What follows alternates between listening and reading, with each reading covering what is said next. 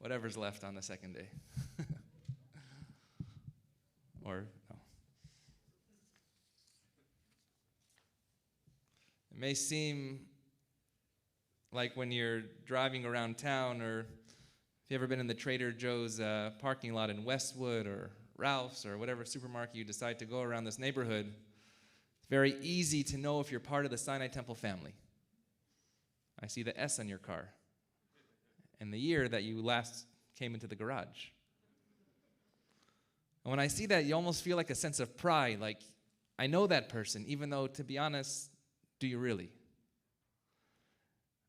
When I was thinking about this joint service of Bershad and Family Minyan, ironically, actually in Gold Hall, which maybe was meant to be in the middle, how do you put together two services with so many different traditions and different melodies and different clergy in a different room now?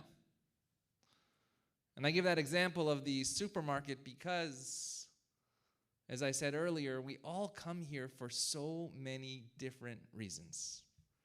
Even the people that I see right here, and I know the people that are watching at home, you tuned in for a different reason as well. And I just mentioned during the Haftarah, grief and joy, maybe some by force.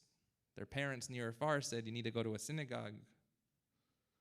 But often when I speak to people, they also identify themselves as a certain type of member of Sinai Temple. I see them in the store. Hi, Rabbi, it's me. I'm a religious school family. Hi, Rabbi, I'm a part of a Sinai Akiba Academy. Hi, Rabbi, I'm a Ziegler Sanctuary member. I'm a Bershad Hall member. And I appreciate the identification. But a rabbi once asked in a sermon, and as a rabbi's child, many of the books that my dad has given me are sermons, in fact. I know it's hard to believe. Many, many books of sermons. Now, obviously, they're online, but it's amazing to read sermons of past years, and I mean decades past. Because there was a sermon written in the 1950s by a Reform rabbi who was born in Hungary, and he gave a sermon called, What is a Congregation? And when I look at 90% of the empty seats in front of me right now, for so many different reasons, I ask myself the same question. What is a congregation? And this Rabbi Narod, in fact, compared a synagogue to a restaurant. He said, you know, when you go to a restaurant and you're with a party, let's say of 10 or more, I hope that you're going to order different things. Because each one of us has a different palate, a different taste. I see it with my own 3 children. We thought when we became new parents, you put one meal on the table. Not the case, I learned. But when we come to the synagogue, and if you look at it as a model, as a restaurant, it's really fascinating. Because we come here and we order the same thing, the same service, but we want it to taste different. Each one of us has a different taste for the same item that we are ordering. Ruth Bader Ginsburg, whose first Yortzeit anniversary of her death is in fact today, I believe, or yesterday, the first night of Rosh Hashanah, she once said, one lives not just for oneself, but for one's community. One lives not just for oneself, but for one's community.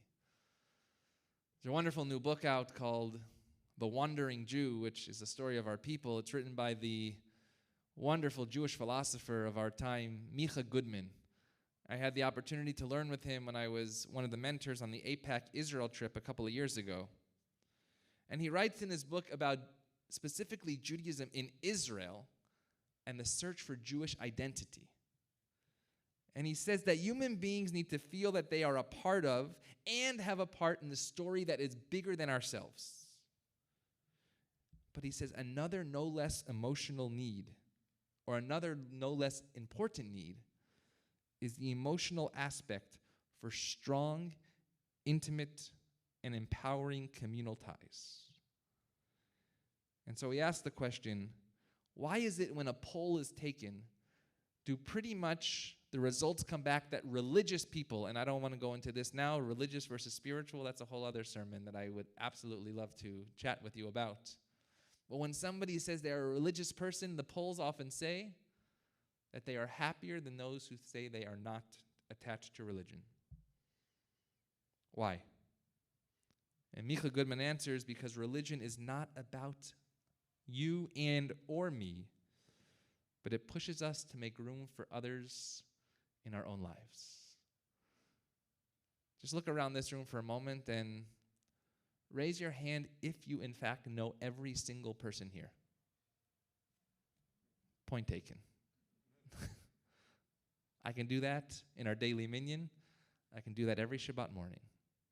Right? We as clergy see you as a one group, but each of us come here as an individual hoping to find those emotional ties. After services, we'll meet each other. And so we need that more than ever right now. As I keep harking on day after day now to stand in these rooms by ourselves with cameras, it's not what we are, it's not who we should be, it's not who we can be, and it's not who we will be. The Talmud asks, when did the character of Job live in the Bible? If you don't know the story of Job, it's a story of a man who had everything and then lost everything. He lost every significant person in his life, passed away, and Job basically says, God, what are you doing to me? Every trial and tribulation, as we talked about test earlier. When did Job live? Now we know that when Job lived, but the Talmud says, you know what? Job lived in the days of Abraham. Job lived in the days of Moses. Job lived in the days of Ezra and Nehemiah. How can Job live in every time period when we know when Job lived? And there's a beautiful story told by Rabbi Z.S. Suchard. And he says, Job lives every time period because each of us in one time of our life is defined by the loss of a religious community. But the question is, how do we respond? When we have the loss of a religious community, and I tell you for a fact, we have had that loss, not just here, but a global Jewish community. How do we respond? And so Rabbi Suchard, an Orthodox rabbi of the 20th century, says this. He says, if I had lived with Abraham, who founded monotheism, you know what? I would have been okay. Had I lived with Moses, who got the 10 Commandments, I would have been okay. If I lived with Ezra and Nehemiah, who was able to see the second temple in Jerusalem, for sure I would have a religious community. But today with YouTube stations and podcasts and Facebook accounts and Instagram and TikTok, tomorrow there'll probably be another, and believe me, I'm on all of them.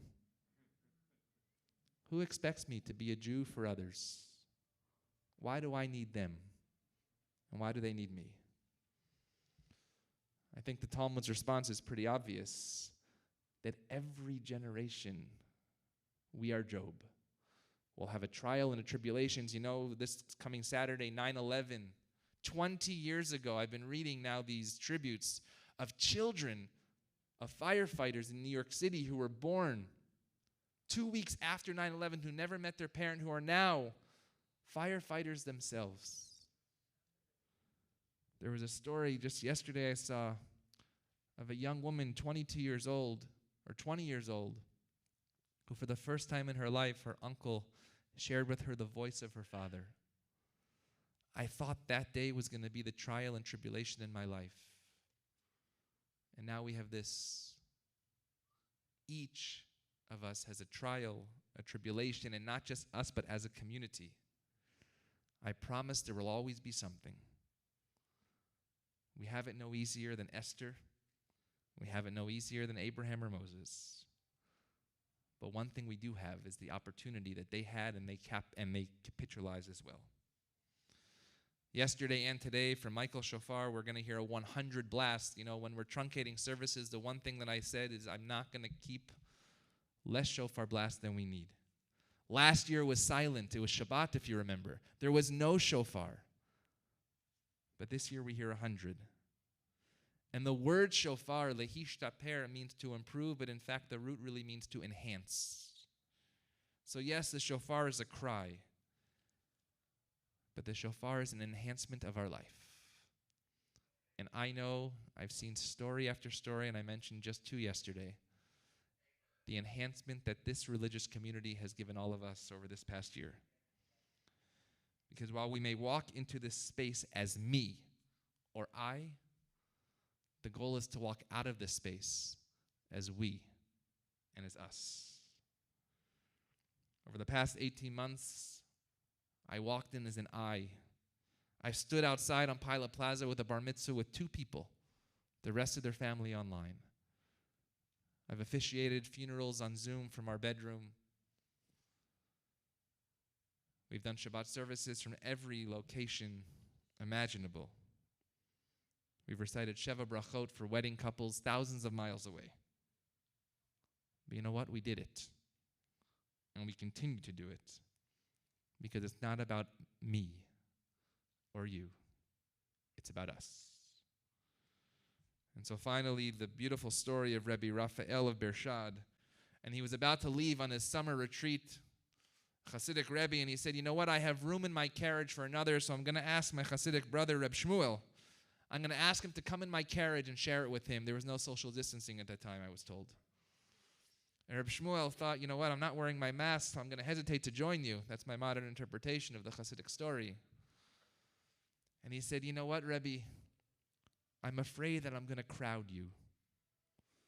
And the Rebbe looked at him and said, let us love each other more. For when we do, only then will we have more space. Let's love each other more, because only then will we have more space. Our tradition tells us that the courtyard of the temple in Jerusalem was filled to an overflow crowd on Yom Kippur, as every synagogue is. There was not one free inch of space to find. And yet when the high priest came out of the Kodesh Kodoshim, the Holy of Holies, to bless the people, the Birkat Kohanim, when everybody fell on their face in awe, there was a miracle that occurred and there was space for everybody. I promise space has been a commodity this year. Call a restaurant and ask how many outdoor spaces they have for dinner. Indoor space, outdoor space, rooftop space, patio space. Space is the word of the year. But you know what? We got it wrong. Because we're not looking for physical space. But this year we need to find space for the spirituality of each other. For our fellow members to mourn, for our fellow members to celebrate, for our fellow members to laugh, and for our fellow members to cry. And so yes, we have come here as individuals, but let's conclude by coming together as a community. And so let's rise and say the Shechianu just as Michael did for the shofar. Not by myself, not you alone, but us together.